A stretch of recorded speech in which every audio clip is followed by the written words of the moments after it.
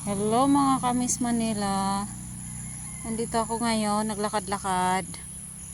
Tingnan mo yung maliit na baka. Anak pala to siya, ito yung nanay oh. Papalapit siya sa akin ngayon. Ayan. Ayan. Baby pa pala to. Saan naman inahin? Ay! Ay! Papalapit ang baka. Ay! Hindi kayo manipa to. Baby pa pala siya. Ayan. Pa yung kalsada. Papuntang bunga daw to.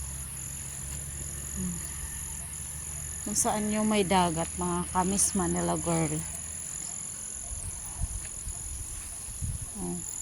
Shout out dyan sa mga friends ko. Kasama kayong dalawang aso.